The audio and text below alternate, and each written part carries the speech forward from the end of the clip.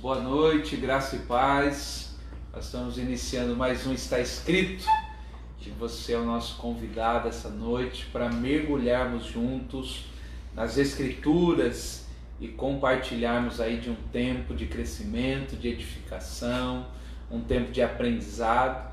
Por isso, clica aí, compartilha, curte, marca um amigo, para que a gente possa então fazer dessa segunda-feira um tempo de meditação nas Escrituras, tá bom? Seja bem-vindo, Pastor Ricardo, estamos ligados aqui, junto, mais uma semana. Glória a Deus, paz para todos. Opa, é um minutinho aqui que é ao vivo, é cores, pronto. Paz para todos, Deus abençoe a todos, mais uma semana. Graças a Deus, espero chegar segunda-feira para a live, né? E vamos ver se a gente consegue caminhar aí para terminar essa primeira temporada dos Patriarcas aí, que está sendo bênção. Querido, seja bem-vindo a Joyce, Luiz Fernando, a Lucimara. Deus abençoe a sua vida, e você que for chegando, marca aí pelo menos 3 amigos para que a gente possa juntos compartilhar das Escrituras. A gente vem caminhando já há um bom tempo sobre os patriarcas, né? Patriarcas, chegamos no Isaac, né? No Isaac. Falamos semana passada até sobre o casamento do Isaac, a Rebeca, e tem muita coisa linda. Sabe, a gente consegue chegar hoje pelo menos né, no nascimento do Jacó. Quem sabe a gente chega lá. Mas que tem tanta coisa linda, porque não adianta a gente correr. Fazer algo sobre os patriarcas e fazer tão rápido, tão corrido, a gente deixa tanta coisa maravilhosa para trás, né? E a semana passada foi interessante porque acabou pegando assim um curso que a gente acabou navegando em assuntos profundos e atuais, né? Coisas que são do cotidiano, que a gente está enfrentando nos dias de hoje. Muito atual mesmo. Isso só prova aquilo que o reverendo Billy Graham dizia, que a Bíblia é mais atual do que o jornal que vai sair amanhã, né? E é uma realidade. Os temas da Bíblia, quando a gente começa a meditar na palavra de Deus, a gente vê que é muito atual, muito atual. Queridos, Andréia, Lucas, Iago, Deus te abençoe, Gabriela, Lucimara, William, o Davi, a Eliane, Nayene, Deus abençoe, Luiz Gonçalves, sejam todos bem-vindos. Luiz Gonçalves é o Luiz Fernando, um irmão muito querido, que Deus abençoe no nome de Jesus, Luiz. Feliz de ver que ele está aí. Luiz. Ligado aí com a gente também na live. Eu fui pregar na igreja a mensagem do amor de Deus no Redentor, e o pessoal de lá falou, a gente está ligado na live lá, hein? Toda semana a gente está ligado lá. Eu falei, que bom, graças a Deus. Às vezes são pessoas que talvez não comentam, né? Mas que estão ligados lá. Isso é muito bom também. Passa e vai absorvendo o conteúdo, né? Queridos, para nós esse ambiente aqui é um ambiente muito bom em poder compartilhar daquilo que Deus tem gerado, não ontem, não a semana passada, sim, mas anos e anos Deus gerando, e talvez esse momento seja para escoar tudo isso que Deus tem feito e falado, né? É verdade. É um tempo assim que a gente tem sido precioso, que a gente muitas vezes a gente se encontrava para tomar um café, ia batendo papo, ia falando das coisas que a gente entende da palavra, compartilhando, e quando começou a live a gente teve essa oportunidade de compartilhar com mais gente, né? Compartilhar com as pessoas que estão entrando, que gostam de meditar na palavra de Deus, que aprendem, e nós também aprendemos muito, né? Semana passada teve bastante gente que comentou coisas, sim, coisas maravilhosas mesmo da palavra de Deus. Foi muito bom. Essa comunhão é muito importante. E a semana passada nós falávamos sobre essa questão do Isaac se agregando com a noiva, sim, tendo todo esse cenário sendo montado, essa ideia do servo indo buscar a noiva e trazendo para ele todo esse desenho, né? Rebeca, ao descer do monte, a notícia que chega para Abraão, o nascimento da Rebeca, e depois a Rebeca vindo encontrar com o noivo. E eu estava meditando, é tão gostoso que depois que a gente vai embora ainda fica difícil, né? Às vezes a gente sai daqui meia-noite e é difícil de dormir, porque ainda fica... E eu estava meditando mais algumas coisas a respeito, eu estava vendo algumas curiosidades que me chamaram demais a atenção. Por exemplo, Isaac, dos patriarcas, é o que morre com mais idade, é o mais velho a morrer. Abraão morre com 175 anos, o Jacó vai morrer com 147 anos, o Isaac ganha dos dois. Ele vai morrer com 180 anos, 185 anos, 180 anos. 185, 180, eu até marquei por aqui, mais pra frente. Veja, Isaac, onde você está aqui, meu amigo? Aqui. Gênesis capítulo 35, verso 28. E foram os dias de Isaac 180 anos. De Abraão, os patriarcas Abraão, Isaac e Jacó, é o que viveu mais tempo, 180 anos. E outra curiosidade está nas esposas. A Sara foi sepultada no terreno, no campo que o Abraão comprou dos filhos de Et, né, em Macpela. A Sara foi sepultada ali. A Rebeca também. E a Leia também. Raquel não, mas a Leia foi. Tem algo muito interessante sobre isso. Mas o que me chamou a atenção é que na Bíblia está marcando com quantos anos morre Sara, vai falar da morte de Leia, mas não vai falar da morte de Rebeca. A gente não sabe. Sabe que ela foi sepultada no mesmo campo, mas a gente não sabe quando ela morreu. A Bíblia não fala. Interessante é que justamente a Rebeca é que tipifica a igreja. A Rebeca que tipifica a igreja não fala da morte dela. A gente sabe que ela morreu, porque Jacó, antes de morrer, ele faz os filhos jurarem que vão sepultar ele aonde está Abraão e Sara, aonde está Isaac e Rebeca. Mas a gente não encontra na Bíblia sobre a morte de Rebeca, o momento que ela morreu. Fala da ama dela, incrível isso. Fala quando morreu a ama de Rebeca, chamada Débora, mas não fala da morte de Rebeca. Eu achei algumas coisas curiosas, foi muito curioso isso daí. Outra coisa curiosa disso é que Abraão, ele se casou com Sara, né? Ele tem filho com Agar, e depois ele se casa com Quetura.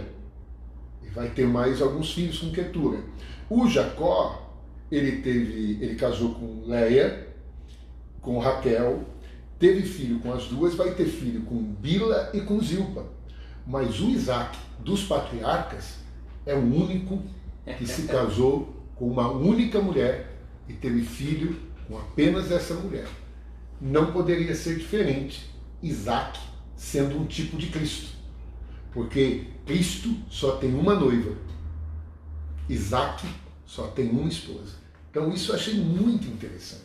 Foi que interessante, quando a gente começa a mergulhar nessas coisas, a gente vê como a Bíblia é perfeita na sua tipologia.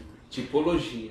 Uma coisa que talvez a gente tem deixado passar assim de maneira muito sorrateira e perde essa profundidade, porque a Bíblia é tipológica, né? Em todos os aspectos, e a gente perde esse óculos da tipologia, a gente não consegue... A gente vê muitos estudos, mas de tipologia muito pouco, né? São duas coisas que eu sou apaixonado, genealogia, que também é uma coisa que muita gente não gosta, quando começa a ler fulano, que gera Beltrano, a pessoa para de ler. Genealogia e tipologia. Porque na tipologia, como o bispo falou, a gente coloca uma lente que a gente consegue enxergar muito mais além. né? E essa falta do conhecimento tipológico muitas vezes faz com que a pessoa fique ali na superfície, né? Não aprofunda mais. Sim, você tem a ideia do filho da promessa, né? O Isaac, o teu único filho, o unigênito, aquele que veio, o papel do Eleazar indo buscar a noiva, trazendo ela para o encontro, né? Há todo um desenho tipológico sendo construído e muitas vezes a gente passa de maneira desapercebida. Não percebe, né? Muitas pessoas ainda não conseguem perceber essa profundidade que a tipologia revela dos camelos, como nós falamos semana passada, a tipologia dos camelos, né? Então é muito importante, até no sentido da decisão, quando a pessoa que se decide pela sua vida cristã, é uma decisão, é uma confissão de fé. A gente vê que o Eliezer, quando ele vai sair da casa da noiva, conversando com os pais, ele conversa com a família e a família diz para Rebeca, né? Queres tu ir após este homem? Né? Quer dizer, ela tinha que tomar uma decisão. A decisão não era da família. A família deixou bem claro, você quer ir? A decisão não era da família. E isso traz algo para os nossos dias, que muitas vezes a pessoa ela está na igreja, mas não está em Cristo, porque ela não se decidiu. Ela vai porque a família vai.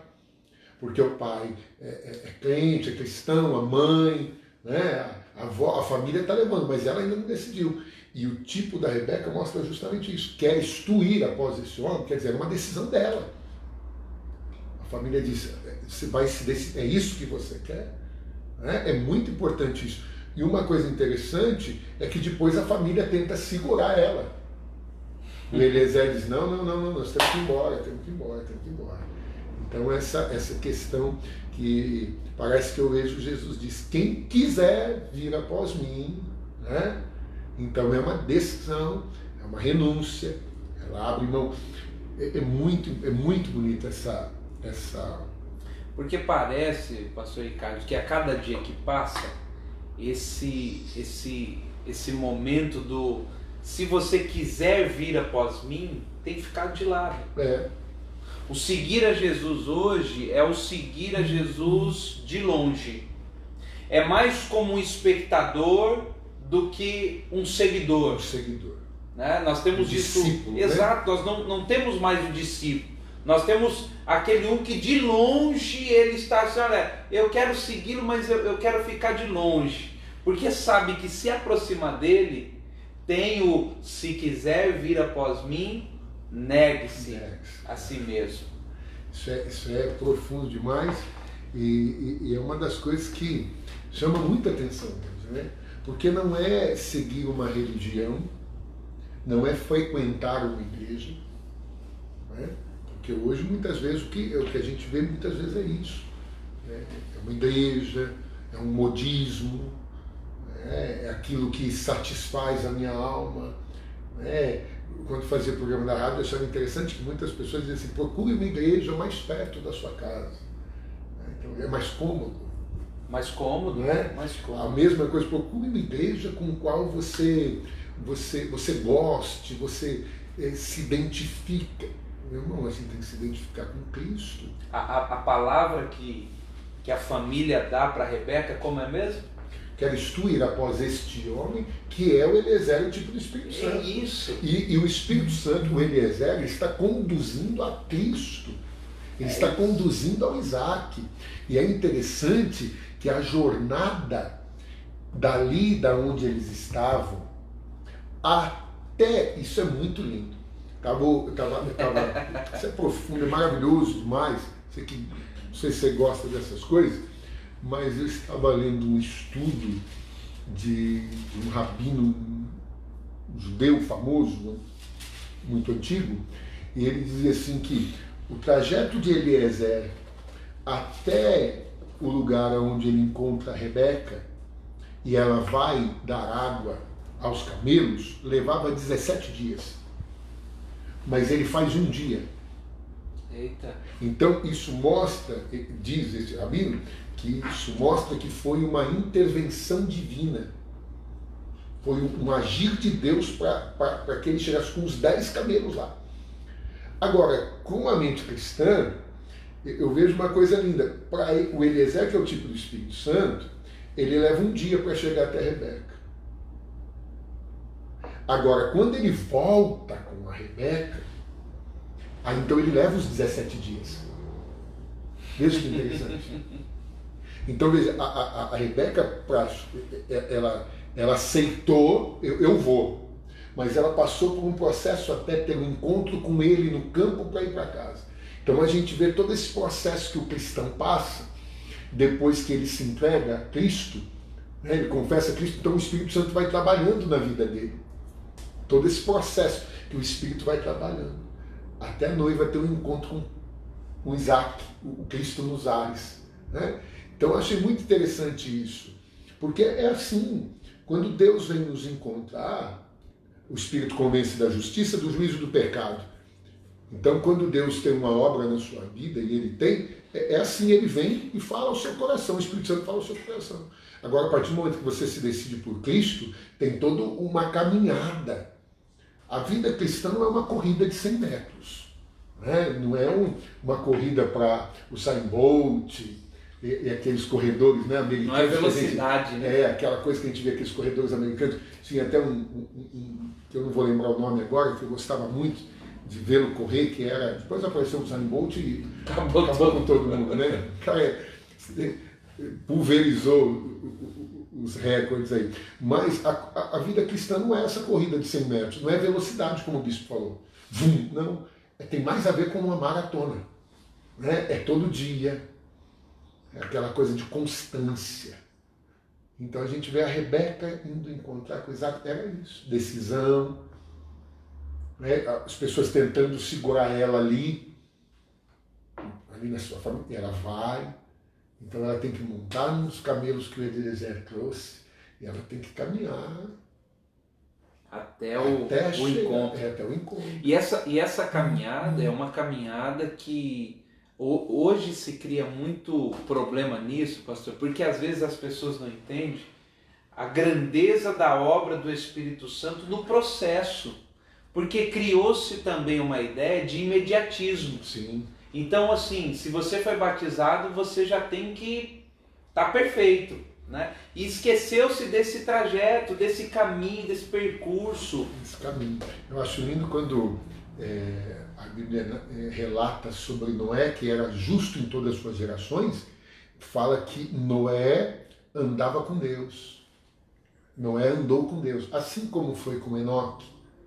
Né? E por isso Deus o tomou para si. Da mesma forma que a Bíblia vai falar com Abraão e vai dizer, anda na minha presença e ser perfeito, quer dizer, será aperfeiçoado, porque o perfeito ali não tem a ver com uma pessoa que não erra, mas o perfeito tem a ver ali com pleno, completo. Anda na minha presença e você vai ser completo, você vai ser uma pessoa plena, madura, vai atingir maturidade.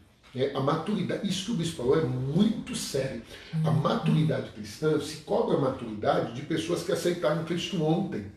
E essa cobrança faz com que as pessoas elas finjam ser maduras para agradar a uma demanda. Então a pessoa às vezes ela não tem essa maturidade toda, mas a pessoa imposta a voz, a pessoa veste um tipo de roupa, que aquilo ali que é imposto, para demonstrar uma maturidade. Mas no decorrer do tempo a gente vê que não tem. A pessoa anda com a religião, a pessoa anda com o dogma da igreja, mas ela não anda com Cristo. Ainda não teve o encontro com Cristo, né? Que é o que vai abrir essa possibilidade do Espírito Santo poder iniciar essa obra de salvação, né? Eu estava lembrando aqui da conversa de Jesus com a samaritana. Jesus tem um encontro com essa mulher e aquela conversa vai abrindo a possibilidade para uma obra de transformação, até que lá na frente ela se torna uma missionária e ganha uma cidade toda Interessante que a cidade que ela ganha, os discípulos estiveram lá e não ganharam. Porque a visão dos discípulos era a comida. Sim, sim. Agora, a mulher, foi um bispo que falou, não sei se foi numa das lives que a gente estava. E a gente estava. Foi um bispo que comentou isso, que a mulher ela tinha uma sede, uma necessidade, sim, mas depois do encontro com Cristo, ela deixou aquela necessidade, porque ela foi saciada. E ela foi oferecer aquilo que ela recebeu aos outros, né? Isso é muito lindo, porque a pessoa que encontra com Cristo, ela vai oferecer aquilo que ela encontrou com outros, né? E é isso que a gente acaba entendendo nessa busca pela esposa de Isaac, né? Todo esse processo, esse trabalhar, que não é também instantâneo, é um processo, é uma direção de Abraão. Não é simplesmente, eu vou, não. Uma instrução de Abraão para um lugar determinado, um lugar específico, uma trajetória toda tipológica sendo construída para que esse encontro pudesse trazer, como o Senhor desenhou, a figura de Cristo e a igreja. Já dentro dessa história dos patriarcas, a igreja vai ser revelada muito tempo depois, isso, muitos anos à frente, mas a ideia desse casamento único já sendo construído. O Isaac, que é o tipo de Cristo, ele casa uma única vez, ele tem uma única mulher, ele não tem filhos com outras mulheres, como teve Abraão, como teve Jacó, né? Esse encontro é muito bonito. E por que Isaac não poderia ter tido outros? Porque uma das coisas interessantes também é que Isaac se casa com Rebeca quando ele tem 40 anos. E é interessante que esse casamento se dá da seguinte forma: ele encontra com a Rebeca e leva a Rebeca para a tenda de Sara, da sua mãe. Não tem a passagem de Abraão, do casamento de Abraão com Sara. Não tem. Né? E o Jacó diz que no casamento dele ele foi enganado pelo seu tio. Né? Agora, esse casamento do Isaac com a Rebeca é tão bonito que ele tinha 40 anos quando se casou. E por que ele não poderia ter tido outra mulher? Porque, na verdade, o Abraão vai ter o seu primeiro filho, né? O filho que Deus não o reconheceu, porque Deus diz: o teu único filho, chamando Isaac, ele vai ter o seu primeiro filho, assim dizendo, com Agar. Não é? Porque Sara era estéril, mas Rebeca também era. Rebeca também. A Raquel, que o Jacó casa primeiro, mas ele recebe por mulher primeiro Leia, ou Lia, como alguém preferir. É interessante que a Raquel também era estéril. Tem um paralelo entre essas mulheres, essas matriarcas, né? Agora, a segunda matriarca aí na linha, que é a Rebeca, ela é estéril. Só que ao invés do Isaac se deitar com uma serva, como fez Abraão, e Jacó também fez com Bila e Zilpa, não, a Bíblia diz que ele ora insistentemente pela sua mulher, até que ela dá luz. Então veja que coisa, que figura linda, né? Do Cristo intercedendo pela sua noiva, pela sua esposa, para que ela possa gerar. Né? Não é um nascimento forçado, né? É algo que vem realmente de uma... Eu acho muito lindo quando o texto de Pedro, Jesus diz assim: Satanás me pediu para te peneirar, como se peneira o trigo. Mas eu orei por ti, para que a tua fé não desfaleça. Olha, essa passagem é tão linda. Jesus dizendo: eu orei por você. Você já parou para pensar que Jesus ora por você, para que você não desfaleça na fé? Assim como Isaac orou por Rebeca, 20 anos não tinha filhos, imagina a dor, o sofrimento. Mas a Bíblia diz que ela gerou, e quando ela gerou, ela ainda estava com gêmeos no ventre. E essa ideia dos gêmeos, né? Que a gente também vai entender porque Deus diz para ele: 2 nações há no teu ventre. São 2, né? Não são uma. Aquela ideia que a gente precisa construir não é judaizar a igreja, mas a gente precisa entender que há 2 nações. Sim. há duas nações dentro do ventre, né? A gente vai ter isso depois de uma outra forma, mas a gente aplicando isso de uma forma um pouco mais ampla, a gente pode entender a Igreja de Israel. Existe uma conexão entre essas duas nações, né? Que Paulo vai chamar de gentios, que Paulo vai ir para esse povo, mas há também a importância de Israel. Há duas nações aí, e a gente... Do ventre de Rebeca vai nascer o Jacó, né? O Israel. É profundo demais, é maravilhoso a gente ver o nascimento. E a Rebeca, que interessante, que é a Rebeca que recebe a palavra de Deus, bispo. Dizendo, é ela que recebeu essa revelação. Essa revelação não veio para Isaac. Sim. Essa revelação veio para Rebeca. De que o maior, iria servir o menor. Né? De que o que saiu primeiro, ele seria, como que eu posso dizer, o que saiu primeiro, ele não teria maior importância do que o que saiu depois. A gente vê a tipologia como é rica, que o mais velho é o primeiro Adão, mas quem vai reinar, quem vai governar é o segundo Adão. O Esaú aí, como o mais velho, o que saiu primeiro, né? E a Bíblia diz que ele é ruivo, ele não será maior do que o Jacó que vai sair depois, né? O que vai sair depois. Então isso é muito... E que tem essa natureza transformada, né? Do Jacó para o Israel, toda essa mudança de natureza que acaba acontecendo, né? Num processo de Deus, é muito profundo. Entendi. Querido, às vezes a gente fala isso, pastor, e às vezes as pessoas não entendem, né? Hoje nós estamos conectados aqui, ó, tem muita gente aqui. Glória. Tem muita gente aqui. O irmão lá de Campo Grande está ligado, ó. É Luiz Henrique Penholato. E ele até fez um comentário aqui, ó, sobre a dificuldade que as pessoas têm de entender que serviram um adversário a vida inteira, aí entrega a vida para Jesus e quer que em 3 meses Deus faça tudo. Se esquece que com Deus é fase por fase, degrau por degrau. Interessante. Tá ligado mesmo, ó.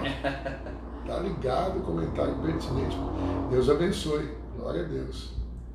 Ó, Mariano, o Diogo, a Franciele, o Jorge, a Lorena, o Alex, o Júnior, o Daniel, a Beth, o Vitor, o Fernando, o Flávio, o David, o Luan, o Marcelo e o Lucas. Olha que bênção. O pessoal tá conectado aí. Cada dia que vai passando, parece que o pessoal tá despertando mais, né? E a live vai alcançando o pessoal que gosta, né? De compartilhar aí da palavra. A gente compartilhar cada vez mais da palavra. 11h15, uma segunda-feira. Só apaixonado pela Bíblia. Só quem realmente está interessado na palavra, né?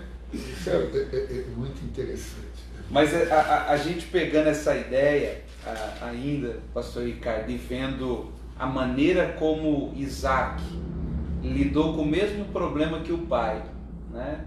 O ventre estéril, mas a forma como lidou com essa situação completamente diferente, né? E isso muitas vezes precisa servir de lição para nós. Como é que eu carrego muitas vezes a ideia daquilo que é hereditário e me prendo tão nisso que eu não tenho um esboço de mudança. Ah não, porque isso é de família. Ah não, porque meu pai fazia assim, meu avô fazia assim. E a gente está vendo nitidamente no Isaac que mesmo que o meu pai tenha tido comportamentos diferentes diante da mesma circunstância, eu posso ter atitudes que serão diferentes e transformadoras. Isso é muito, muito profundo, né? Porque a gente vê que o Isaac ele tem uma atitude como Paulo escreve, né, que o homem ame a sua esposa como Cristo amou a igreja, dando sua vida por ela. A gente vê o Isaac. Ele tem um direito, vamos dizer assim, porque Abraão, a mulher não pode gerar, a mulher não pode ter filhos, é estéril, então ele tem um direito de contrair um segundo matrimônio, ou ter uma mulher para dar descendência a ele, mas o Isaac prefere orar pela esposa, ele prefere se sacrificar por ela. Mais uma vez, o tipo de Cristo está ali latente, né? Ele prefere se sacrificar por ela. 20 anos. Não seria mais fácil seguir o pai? Não seria mais fácil ter feito o que o pai fez? A Rebeca não poderia ter dito, né, justamente para ele, né? Olha, faz assim, pega uma serva, tem tantas servas, né? Mas é um casal que realmente mostra que vamos ficar debaixo da vontade de Deus, né? Vamos ficar debaixo da vontade de Deus. Eles ficam ali e na oração. 20 anos. Casa-se com 40, com 60 anos de idade é que Isaac vai gerar os seus 2 filhos. É muito bonito isso.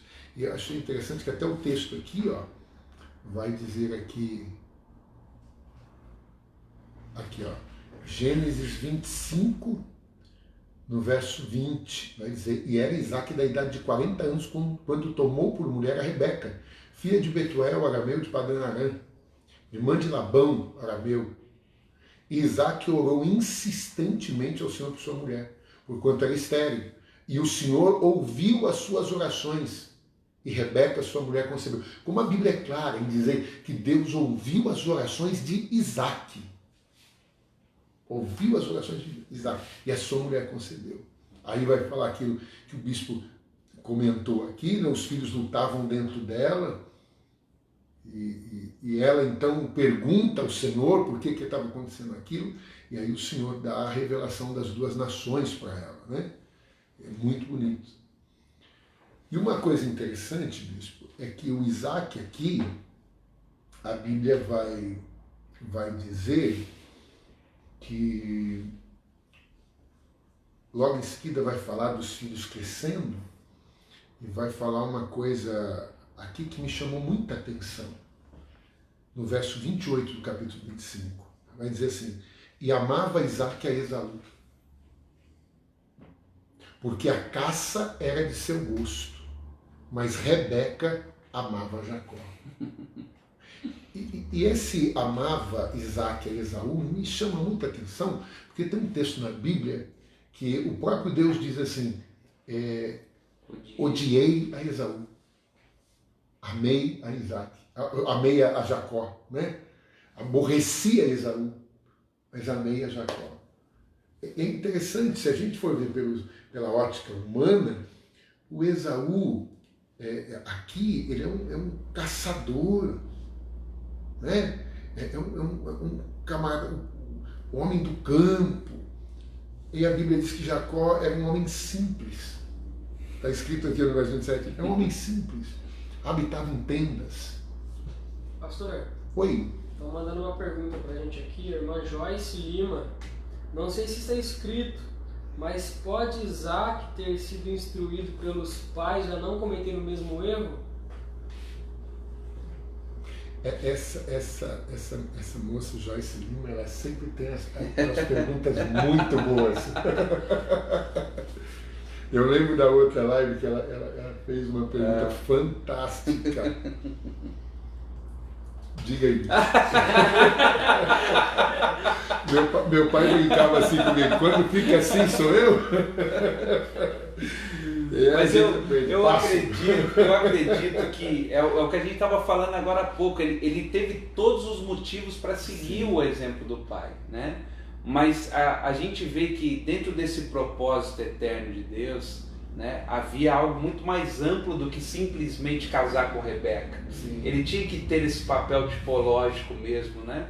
E aí a gente vai entender o que é a ação de Deus sobre a vida de uma pessoa. Sim. Deus direcionando, Deus conduzindo, porque de fato ele estava em um ambiente que poderia contrair uma outra esposa, não teria problema nenhum, não seria nenhum tipo de problema, mas aquilo que estava sobre ele de Deus, de fato determinou muito mais do que um conselho de um pai. Sim. Muito mais do que um conselho de um pai. E eu ainda vou colocar uma coisa aqui. Veja, ele pode, na Bíblia realmente, como você disse, Joyce, não está escrito, mas ele pode ter sido instruído. Talvez o Abraão poderia ter dito para ele sobre o que Abraão passou por causa daquilo. Mas também uma coisa que eu vejo é que a gente precisa ter o discernimento para aprender com o erro do outro, observar e ver. Geralmente se diz isso do filho mais novo, né? Que o filho mais novo sempre ele percebe onde o filho mais velho errou, então ele já fica mais ali, né? Opa, já vi que meu pai pegou no pé do meu irmão por isso. Então, às vezes, o que acontece com Isaac pode ser justamente isso que serve de lição para nós. Que, às vezes a gente vê alguém cometendo aquele erro. Por que a gente vai ter que aprender cometendo o erro também? Né? Por que eu tenho que... Tem uma frase até interessante que diz assim, que a gente tem que aprender com o erro dos outros. Porque a gente não vai viver tanto tempo assim, que a pessoa diz, eu aprendi com os meus erros. Se eu tiver que aprender sempre com os meus erros, quando chegar um determinado momento da minha vida, eu não tenho mais vida para agora começar a acertar. Então a gente precisa observar a nossa volta. Opa, aquilo ali não deu certo. Deus não aprovou aquilo ali. Então a gente ter esse cuidado. Eu acredito que pode ser sim que Abraão possa ter instruído, mas acredito também nisso que o bispo colocou. Sabe, esse propósito de Deus, a pessoa ter esse discernimento, está tão em Deus que ela consegue ter esse discernimento. Opa, isso não é bom. Isso não é legal. E agora abriu-se algo aqui, porque o que é bom para o Ricardo pode não ser bom para o Robson. Aí é o problema das fórmulas. Porque, puxa, está dando certo com o Ricardo. Eu vou pegar exatamente aquilo e vou aplicar para mim. Mas pode dar certo. Pode dar certo. E o bispo deu um gancho aqui. Gente, dá uma olhada nisso. Esse texto que a gente está lendo aqui, ó. E amava Isaac a Esaú, porque a caça era de seu gosto. Eu vou tocar num ponto aqui, que o bispo deu um gancho aqui fantástico para isso. Por que o Isaac amava o Esaú? Porque a caça era de seu gosto. Mas você lembra daquela caçoada do Ismael, que faz com que a Sara diga para Abraão, manda embora a serva e o filho dela, porque não vai herdar com meu filho? Quando o Ismael é mandado embora, quem era o Ismael? O Ismael era um homem do campo. Era o flecheiro. O flecheiro. E o Isaac é o pacato. Tanto que nós comentamos aqui semana passada que há um comentário que diz que o Isaac era o filho de um pai grande e o pai de um filho extraordinário, colocando Isaac como se fosse uma pessoa mediana. E não é. Mas o Isaac, ao ver aqui, o Ismael é o caçador, é o flecheiro, é o homem forte, viril. E o Isaac é o camarada pacato. Talvez o Isaac, ele ama o Esaú porque o Esaú representa aquilo que ele sempre quis ser e não foi. Eita! Não é? Porque essa questão, o que dá certo para um, às vezes não é o certo para o outro. Mas a gente vive numa sociedade que a pessoa quer ser o outro, porque o outro está se dando bem, porque o outro tem visibilidade, porque está dando certo para ele. Pô, eu quero fazer igual. E aí a pessoa sai da sua originalidade, sai da sua identidade e começa a viver na identidade do outro. Esse talvez seria o problema da inveja? É onde nasce a inveja? Será que é a inveja? Eu não acredito nisso, tá? A inveja boa, como dizem. Não, é uma inveja boa. Inveja boa? Porque a ideia da inveja, ela nasce a partir do momento que eu quero exatamente aquilo que você tem. Porque a inveja não é querer o mesmo que o outro tem, é querer aquilo que o outro tem. Eu me lembro do Davi indo enfrentar Golias, e o Saul dizendo, põe a minha armadura e desça com ela para o combate, né? E aí o Davi veste a armadura e não era dele. E a Bíblia diz que aquilo é pesado, ele não consegue se mover direito com aquilo, porque não era a vestimenta dele. Né? Então ele disse, cara, isso aqui não é para mim. E muitas vezes a gente tenta vencer a nossa guerra Com a armadura do Com a outro. armadura do outro. Só para ficar bonito na foto. Só para falar assim, nossa, querido, presta atenção. Se a gente fosse colocar aqui, a armadura de Saul seria O Saul era o homem que se sobressaía pelos ombros a todos os outros, né? É a armadura. O Davi, a gente sabe que não era esse camarada tão... Eu acredito que ele colocando aquele peso de armadura, não dá. E aí sabe o que a gente vai aprender? Vai aprender que Deus tem a vitória certa para cada tipo de pessoa. Deus já dotou a pessoa com os dons e a capacidade para ela vencer com aquilo que Deus deu para ela, não com o que Deus deu para o outro. Exato. Né? O que o outro tem pode me ajudar, pode me abençoar, como abriu o caminho, Saul abriu o caminho para que Davi pudesse chegar de fato à batalha, mas ele venceu a luta com a roupa de pastor. A roupa de pastor, com surrão de pastor, com um alforje de pastor, exatamente, com a funda de pastor. Né? Essa é a ideia. Desceu com cajado, pastor, tanto que o Golias vai falar, você veio aqui com pau e pedra, eu sou um cachorro. Porque estava esperando aquele tipo de vestimento. Uau. Porque o inimigo é assim. Né? O inimigo olhou e disse assim, peraí, você está com a vestimenta errada. E olha Deus de novo. A gente pode entender aí então que Deus surpreende. Olha Deus aí de novo. Está esperando um modelo, um tipo, né? Não, desse jeito não vai me vencer. Mas Deus está mostrando que é Deus. E o próprio Davi diz isto lá no campo da batalha, né? Ele diz, olha, você vem contra mim com escudo, com espada, com lança, mas eu vou contra ti no nome do Senhor dos Exércitos. Olha aí. O Davi está dizendo, ó, eu não tenho esse modelo que você... Tenta impor, que a sociedade impõe, mas eu tô do jeito que Deus me chamou. O Golias hoje podia ter o nome de propaganda de televisão. Porque é aquilo que tenta formatar a gente. A ideia que tentam vender pra gente é que a gente tem que ser daquele jeito. Se a sua igreja não for dessa forma, não vai dar certo. Se você não pregar desse jeito, não vai dar certo. É o Golias gritando, que roupa é essa? Aí a gente vê Deus levantar alguém da maneira mais inesperada possível. E aí as pessoas falam, meu Deus, mas esse cara não é como fulano, como Beltrano, e Deus está usando dessa maneira, porque confiou no Senhor. Exatamente. Porque confiou no Senhor. Olha que comentário aqui, ó. Elizabeth Ribeiro Brisson. Ela diz, o inteligente aprende com o seu erro, mas o sábio aprende com o erro dos outros. Rapaz! Pessoal aí da live dá gosto, viu?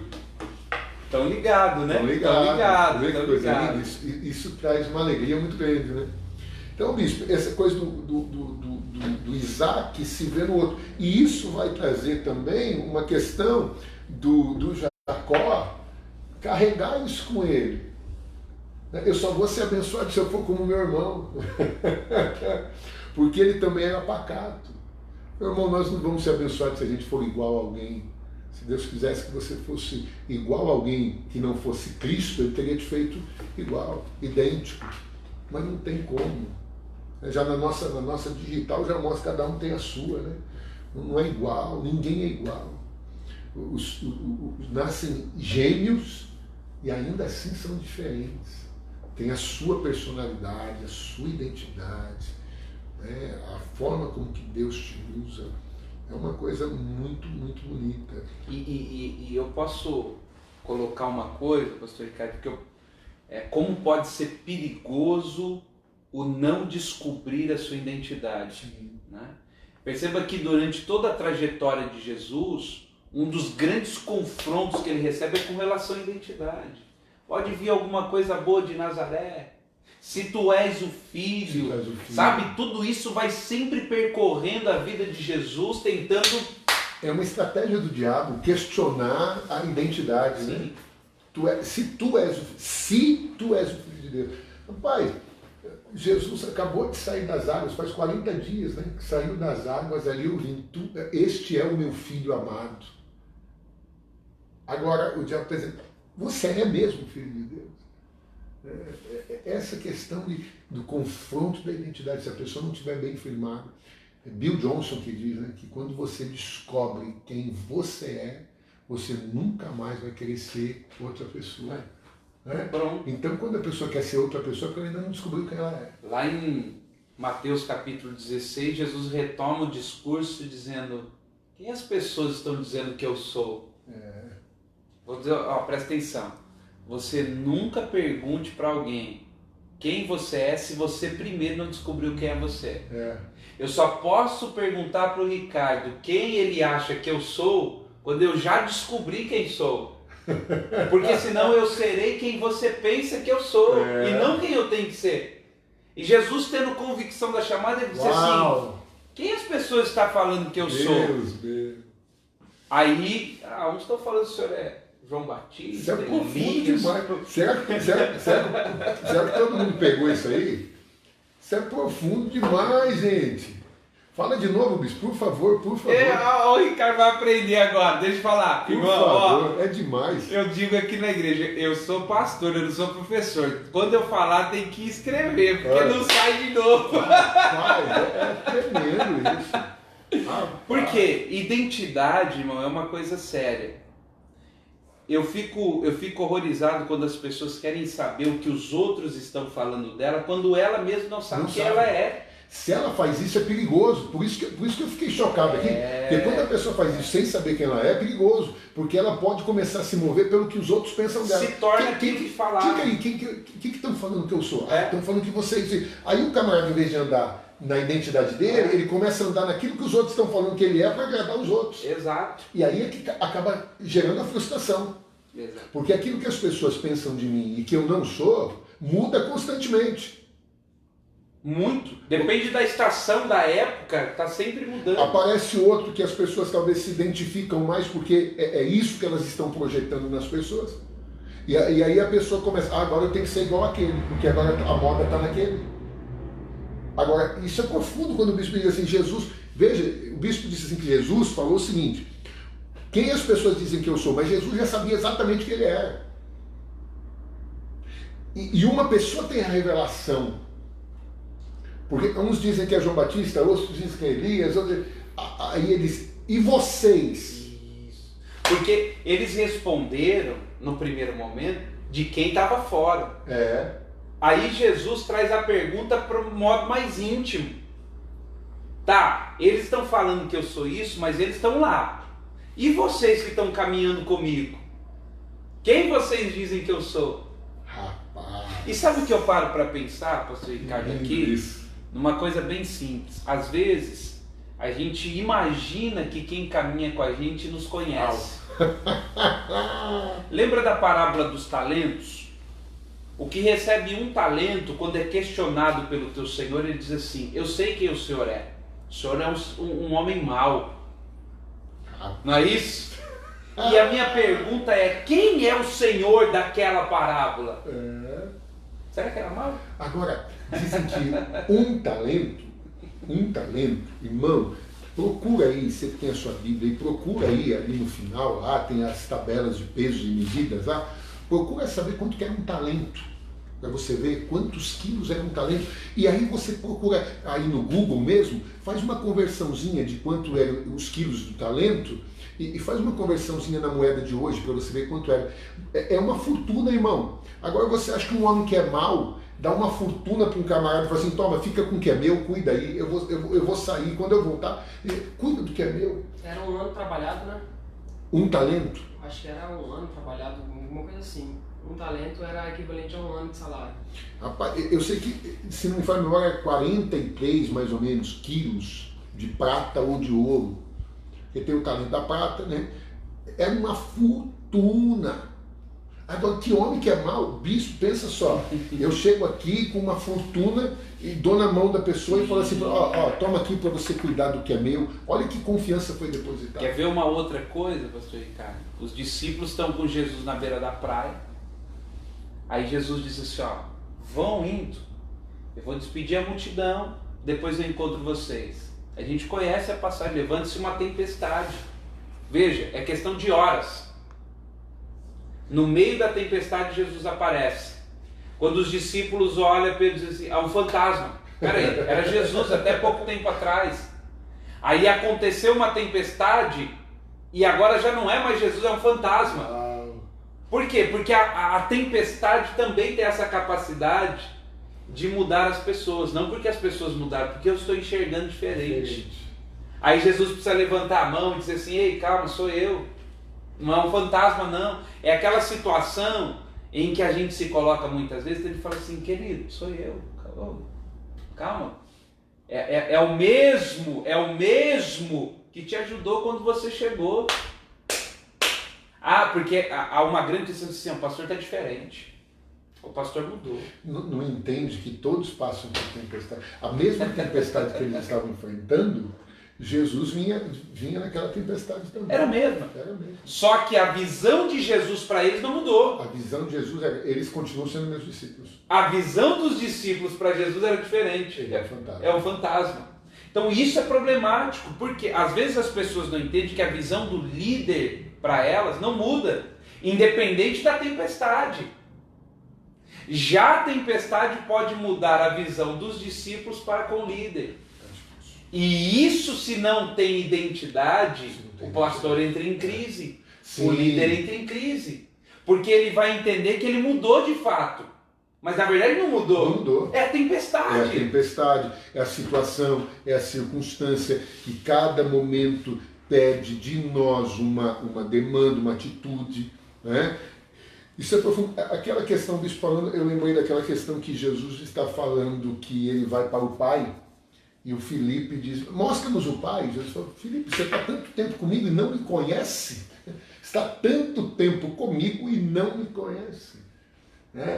Realmente isso é uma questão que, se a pessoa não sabe quem é, a opinião dos outros vai acabar influenciando a visão dela sobre ela mesma.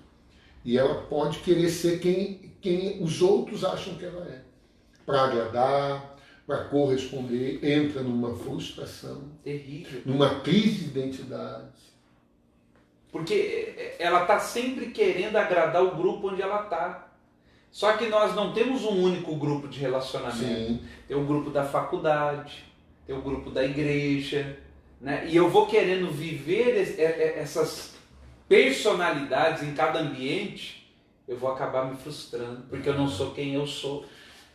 Acontece uma coisa muito séria, que acaba agregando pessoas que, na verdade, não ama essa pessoa como ela é, mas ama quem ela aparenta ser. Então, enquanto eu pareço ser quem a pessoa quer, a gente tem um relacionamento. Quando a pessoa, de repente a pessoa fala: pô, não, mas eu não quero assim, eu queria que você fosse assim. Agora, quando se tem uma identidade, quando se tem uma postura, então a pessoa sabe. Não, é assim mesmo. É assim. Uma certa vez, eu estava conversando com um grupo de pessoas, e eu tenho esse jeito de falar, de gesticular, e falar alto, não sei porquê, mas... E tinha uma pessoa na igreja, veio um irmão e falou assim: pastor, a pessoa é nova ali, ela vai ficar assustada com o seu jeito. Eu disse assim: é bom que já conheça assim, cara, porque a gente vai começar a ser tão delicado, tão calmo, tão paciente. No dia da imersão aqui, a gente deu muita risada, porque a minha esposa me falou assim: a hora que terminou a primeira sessão, que eu sentei, fui lhe ouvir, aí na primeira sessão eu virei o flip chart, derrubei, né, meu jeito peculiar, e aí a hora que eu sentei, a Cleide falou assim para mim: dá uma olhada como o bispo virou a folha e como você virou a folha. Depois eu falei: cara, eu gostaria muito, né, de ser mais calmo, mas eu não sou, então eu tenho que reconhecer quem eu sou. Trabalhar, reconhecer quem nós somos, nos dá a possibilidade de trabalhar as nossas deficiências e aprimorar as qualidades. Mas a gente não pode tão simplesmente fingir virtudes que nós não temos, porque isso não dura muito tempo. E aí, a hora que a gente se deparar com quem nós somos, na verdade, dói muito. Né? É um tratamento de Deus. Deus vai tratar o Jacó lá na frente. E vai doer o tratamento. E vai marcar. E ele vai sair de lá marcado. E vai marcar. E que bom que ele saiu marcado. Meu pai tinha um costume de dizer assim, se não mata, aleja, né? Mas que bom que marcou, porque o camarada nunca mais vai esquecer. Ele vai saber. E outra, bispo, quando o Jacó sai daquela situação, as pessoas olham e não vê mais, ele diz assim, poxa, parece o Jacó, mas o andar está diferente. A partir dali, porque ele não vai ser mais o Jacó. Deus deu uma identidade para ele, a identidade que ele sempre deveria ter tido, de Israel, de um príncipe de Deus, de um homem de Deus, alguém que foi marcado por Deus. Ele não vai mais andar como Esaú. Tanto que Deus vai perguntar para ele, quem você é? E vai exigir uma resposta dele reconhecer quem ele é. Nós só seremos transformados na medida que Deus realmente quer, quando nós reconhecemos quem nós somos. Senão não tem transformação. E isso tem muito a ver com o Senhor. Porque você vai ver como Jacó, em vários momentos, identidades sendo transformadas. Sim. Jacó, Israel. Né? E a gente vai vendo que Deus vai trazendo essa ideia, principalmente dentro da cultura judaica, que o nome tinha muito peso sobre a pessoa. Né? E a gente vai vendo Deus até fazendo esse trocadilho de palavras para que a ideia do Pedro, tu és o Cristo, então te digo que tu és o Pedro também, essa ideia de identidade sendo reveladas é algo surpreendente. E só para a gente trazer essa ideia de identidade, né, ainda do Mateus 16, ele tem a ideia das pessoas. Engraçado que quando Jesus pergunta para os discípulos, quem vocês dizem que... Há um silêncio. Os de fora ainda arriscavam alguma coisa. Os de dentro não quiseram nem falar nada. Aí então, Pedro, tu és o Cristo. Quando ele diz tu és o Cristo, Jesus diz, não foi carne nem sangue. Por quê? Olha só, porque a verdadeira identidade só pode vir do céu. Só pode vir de Deus. Esse é o grande erro das pessoas.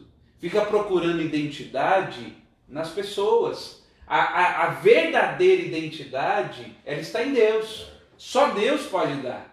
Por isso que quando eu descubro essa identidade de Cristo, ele diz, agora eu vou te mostrar a sua. Isso nos mostra que nós só descobrimos quem nós realmente somos quando nós descobrimos quem Cristo é, de fato. Não o Cristo que a religião prega. Que é isso que você precisa, é isso que você precisa. Não. Quando você descobre realmente quem Ele é, Senhor, Salvador, e você se encontra nele, quando você vê quem Ele é, você acaba se encontrando e vendo quem você é. Tem 2 comentários aí, dá uma olhadinha aí. É a pastora Cláudia Tomé. Ela comentou, querer ser como o outro me distancia de quem realmente eu sou e reforça a crença de que não sou capaz. Só vou ser capaz de fazer aquilo qual fui chamado para fazer. Por isso que eu sou fã da viu? Ela fez mais um embaixo, sobre a tempestade. A tempestade ativa crenças que talvez crianças não saibam lidar. A maioria faz bico, fica de mal, alegando que Cristo virou fantasma. Rapaz, essa live é profunda, hein? Tremendo! Meu Deus! Maravilhoso! Eu só consigo gravar assim. Então, a tempestade ativa crenças que talvez crianças não saibam lidar. A maioria faz bico, fica de mal, alegando que Cristo... Meu Deus! Lindo demais! Profundo. Agora, bispo, tem uma coisa aqui que me chama muita atenção e que talvez muita gente não consiga compreender.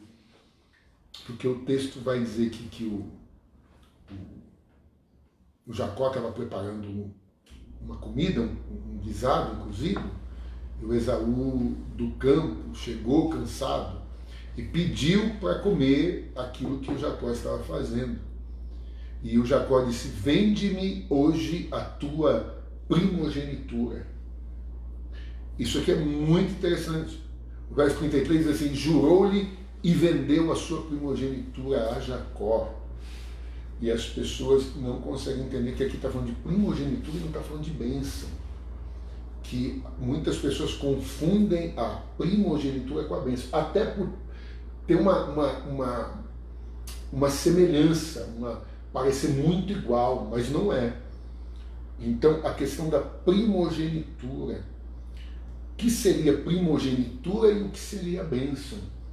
Isso é interessante, porque a primogenitura, na verdade, ela dava direito para o primeiro nascido, o mais velho. Ele teria o direito de ter a porção dobrada da herança. Então, no caso aqui, Esaú e Jacó são 2 filhos. 2. Só que esta herança não era repartida em 2. Porque vamos pensar que Esaú tivesse, vamos colocar dessa forma, 600 reais. Herança pequena, a herança dele era muito grande. Mas só para a gente entender, ele tivesse 600 reais e ele fosse, então, dividir herança, seria 300 para cada um. Só que na primogenitura ele teria que dividir para 3, mesmo tendo 2 filhos. Então seria 200, 200 e 200. E o primogênito ficaria com essa outra parte. Então seria 400 para o primogênito, 200 para o outro filho.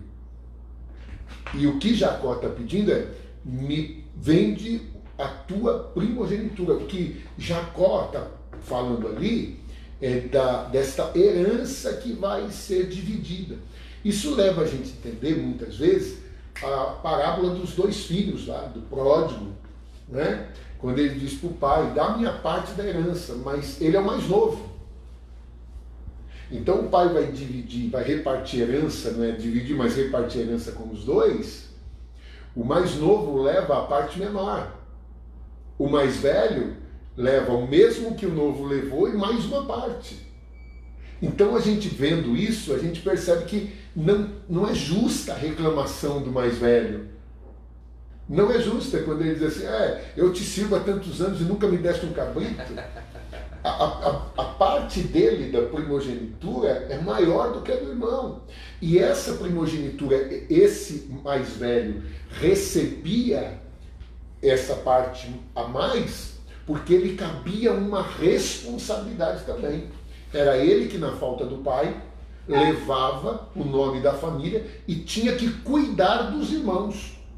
Ele tinha que cuidar de toda a família. Então era uma responsabilidade grande.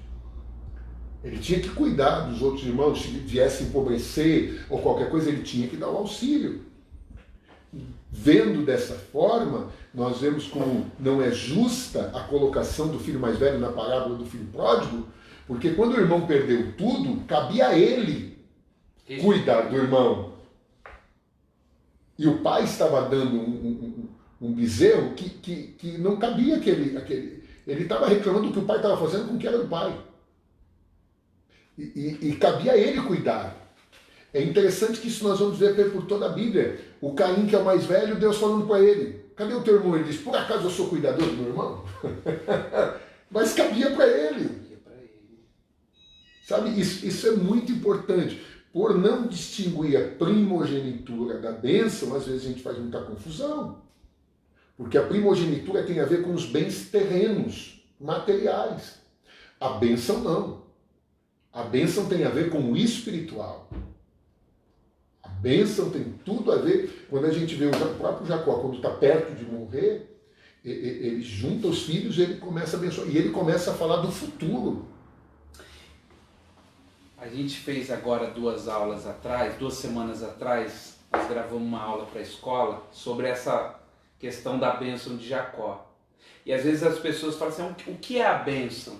Quando a gente vê a bênção de Jacó, a gente vê exatamente isso. Alguém liberando o futuro. Futuro. Isso é a bênção. O destino. Exato, porque às vezes a pessoa fala assim: o que é a bênção? A bênção é uma palavra no presente liberando o futuro. Sim. É isso que a gente vai chamar também de palavra profética. Isso. O que é uma palavra profética? É algo no presente, contrariando uma realidade, mas desatando o futuro. A bênção é justamente isso, é algo profético. É lindo isso. E muitas vezes as pessoas não entendem isso. Elas pensam que a bênção é algo para agora. Quero a minha bênção de hoje, agora, já. E a bênção é algo profético. A gente vai ver que a bênção que Isaac vai liberar é justamente por Jacó lá na frente. Aí a ideia da restituição da bênção do pai, da bênção da Oh, mãe, Deus. né? Vou sair, pai, sua bênção, né? Essa ideia da bênção do pai guardando o caminho. O que vai acontecendo na Exato, frente. guardando todo esse processo. E que isso, de certa forma, também pode se trazer para a figura do pastor. Pastor, me abençoa, né? Para que essa bênção me guarde. Que a gente costuma falar sobre a paternidade, que onde um pai natural não foi capaz, um pai espiritual pode curar a ferida de um pai natural. As pessoas não conseguem enxergar isso. Então há uma desonra no natural, a gente vê uma desonra no espiritual. E a pessoa não percebe que aquilo que ela foi ferida no natural, ela pode ser curada no espiritual. Um pai espiritual pode remir o que um pai natural não foi capaz de fazer. É isso que acontece com Abraão e Noé, né? Isso. Em Noé você tem uma maldição instalada, e em Abraão você tem essa Todas remissão. as famílias da terra serem abençoadas. Exatamente. Isso é muito profundo. Então, eu vejo que muitas vezes as pessoas não conseguem entender isso, que elas acham que a bênção tem a ver com agora, tem a ver com já. Não é? E elas não conseguem perceber que a bênção tem a ver com o profético. É uma liberação, é uma palavra de destino para a pessoa. A gente vai ver isso. Então, partindo desse ponto, que a primogenitura, o Esaú vendeu, quando o nosso amigo Isaac vai chamar o Jacó, o Esaú, para abençoar, veja que ele não comenta com o pai. O senhor está para morrer, o senhor vai me abençoar, mas eu preciso lhe dizer, no tocante aos bens, às posses, eu já vendi a minha parte para o Jacó. E aí então a gente fica vendo todo mundo falar que o Jacó engana, mas quem estava enganando primeiro? Exatamente. Né? E não parte do Jacó. O interessante é que não parte do Jacó a intenção de ir lá e tomar a bênção do irmão. Mas é algo que a mãe, por ter recebido aquela palavra lá atrás, ela entende, porque aquela palavra que foi dada lá atrás tem a ver com a bênção, não com a primogenitura. Sim.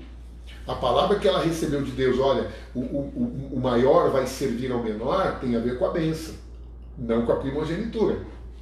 Então a mãe vai e se adianta. Porque isso quebra o paradigma de que Jacó é o enganador. Sim. Primeiro porque a negociação pela primogenitura foi legal. Me vende, ele está dizendo, me vende, vamos trocar. Você tem algo que eu quero, eu posso te dar o que você quer, a gente negocia. E o interessante é que justamente diz assim, que então Esaú vendeu a sua primogenitura, porque desprezou ela. Eu acredito que o texto que o senhor citou, quando Deus diz, eu aborrecia Jacó, eu gosto de entender que tem base muito nessa ideia. Por causa do desprezo pelas coisas que Deus tinha estabelecido. Né? E é justamente isso, porque quando o camarada despreza algo, então ele não tem mais direito a isso. A gente nunca vai receber aquilo que a gente despreza. E isso é muito profundo, porque às vezes a gente está vendo a pessoa ouvindo uma palavra, aquela palavra pode vir de forma profética de cima do altar e a pessoa está desprezando. Jesus mesmo disse que a semente que foi roubada pelo inimigo foi porque o povo ouviu de mau grado, ouviu sem vontade. Só que aquela semente poderia ter liberado um destino para aquela pessoa. Uma colheita extraordinária. Certa vez eu estava, a 30, 60 é assim, né? Uma vez eu estava ouvindo uma missionária pregando, e como pastor, a gente às vezes cai nessa questão, né? Tá o movimento da igreja, a gente está vendo que está, tem que, aquilo ali, né? E eu tinha ido lá no fundo da igreja, para resolver um problema. No que eu estou indo, eu senti claramente o Espírito de Deus falando comigo.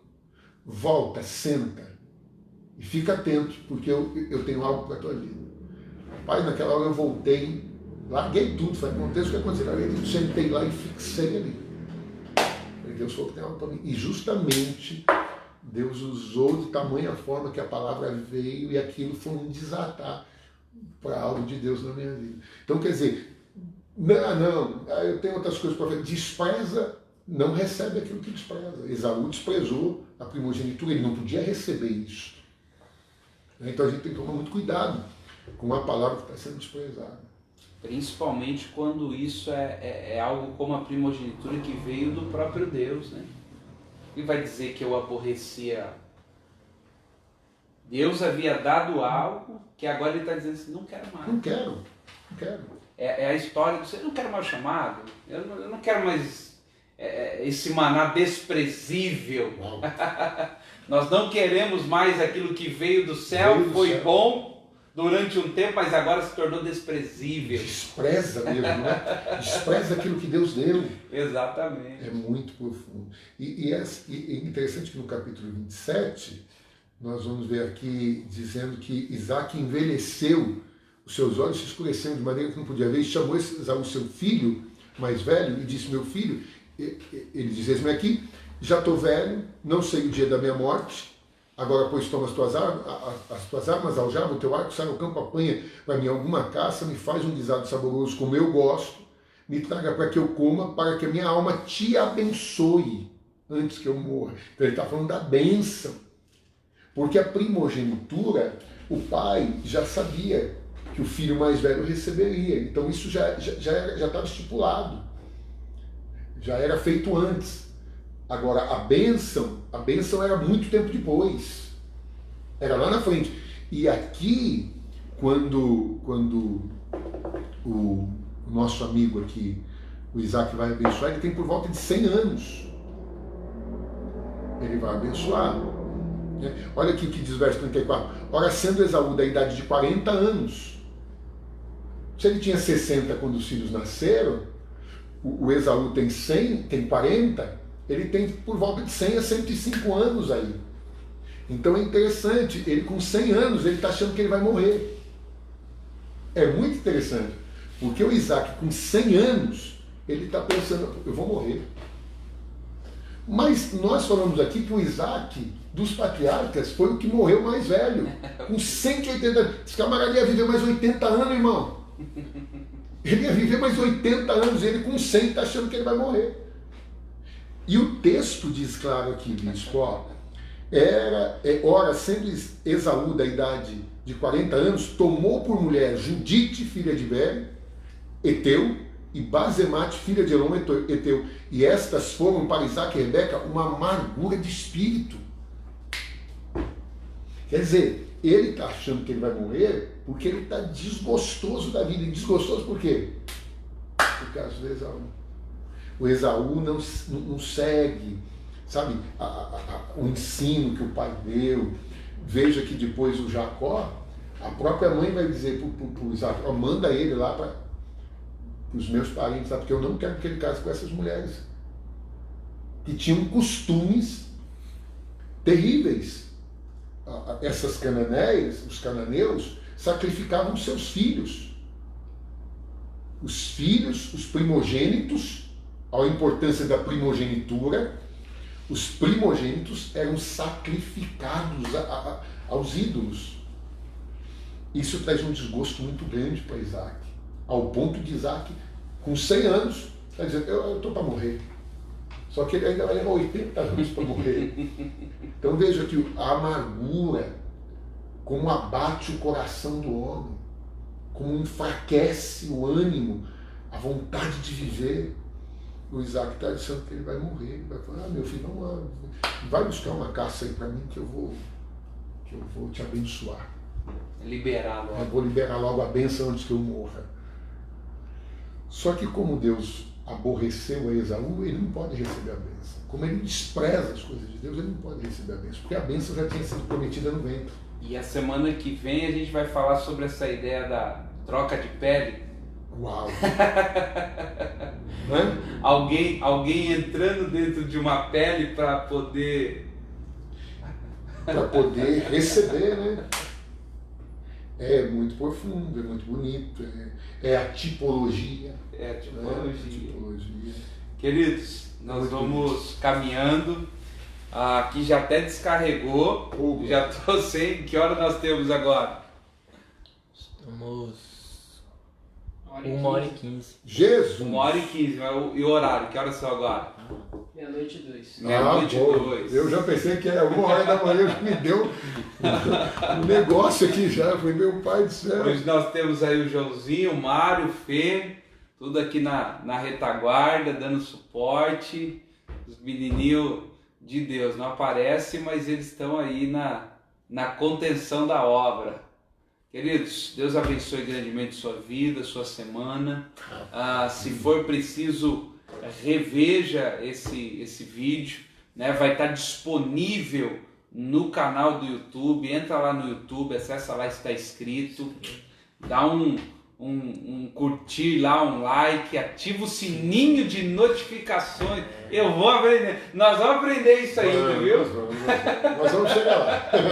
Ative o sininho de notificações, por quê? Porque toda semana o vídeo vai para o canal e fica lá para ficar mais fácil de Compartilha, manda para acessar. alguém lá que você sente que deixa Deus te usar, em nome de Jesus Cristo. Só uma coisa também, que esses dias eu fui procurar o canal e esse está escrito, tem outros que também. Então, você colocar está escrito na pesquisa, se for colocar na pesquisa, coloca lá, está escrito série Patriarcas. Talvez você ache mais fácil. Aí depois que você achou, aí é esse negócio aí. Ativa o sininho lá, porque saiu, já vai aparecer para você. Né? Você já coloca nos favoritos. É favorito que fala, mano? É isso? Então, aí nós vamos chegar lá. Coloca nos favoritos lá, certo? Para você, já fica guardado. Quando você tiver que procurar, você não tem tanto trabalho.